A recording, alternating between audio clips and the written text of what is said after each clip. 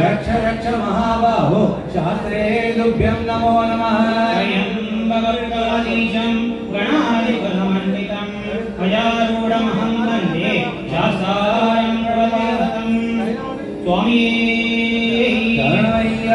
शबरिगिरिनिवासं शान्तरत्नहंसं सशिवनिकृतहासं श्यामणां गोदवासं कलितरिपुनिरासं कान्तमुत्तुङ्गनाशं नलिनुलिवरदासं नौमि पिञ्चावरंशं शबरिगिरिनिशान्तं सङ्गकुन्देन्दुदण्डं समननगतिकान्तं शत्रुभाळीकृताङ्गं सरसिजरिपुकान्तं सानुकम्पेक्षणाङ्गं हृदनुरविपदन्तं कीर्तयेऽहं निदान्तं शबरिगिरिकलापं शास्त्रवत्पाञ्चदीपं समितसुजनतापं शान्तिहीनेतुरापं करधृतसुमशापं कारणोपात्तरूपं कषकलितकलापं कामये पुष्कलापं शबरिगिरिकेतं शङ्करोपेन्द्रकोलं सबरिदधिजातं शत्रुजीमूलपालं पर्णकपुरुहूतं पारिदासेशभूतं भवजगविधिबोधं भावये नित्यभूतं शबरिगिरिकोलं श्यामळोत्तारचेलं कदमकरिपुकालं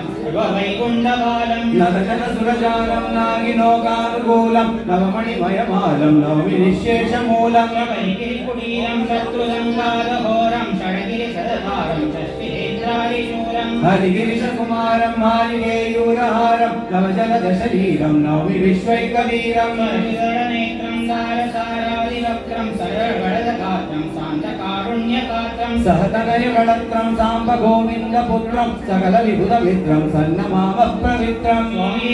शरणमय्यप्पा चिन्तामणि श्रीनिवासं सदा सच्चिदानन्दपूर्णप्रकाशम् उदारं सदारं सुराधारमीशं परं ज्योतिरूपं भजे भूतनादं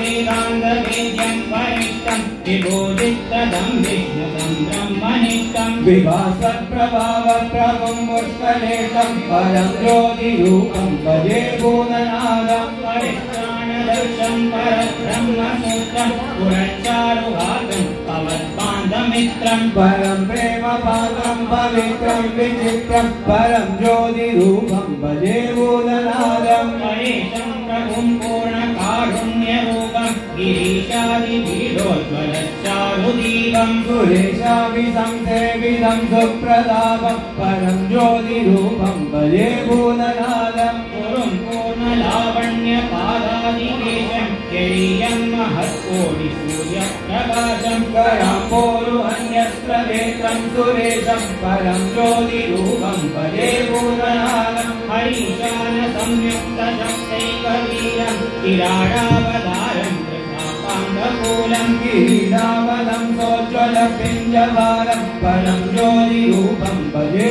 भूतनादं महायोगपीठोज्ज्वलन्दं महान्तं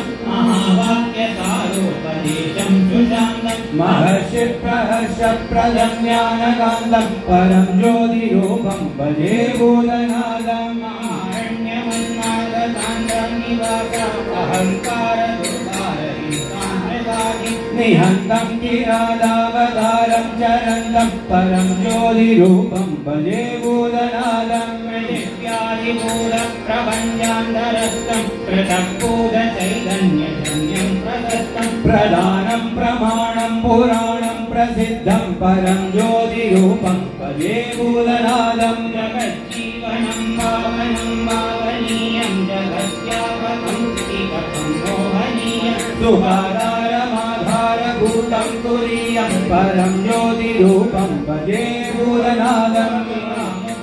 सौख्यसंपन्निदानम् अहत्योनिमव्याहृतात्माभिमानम्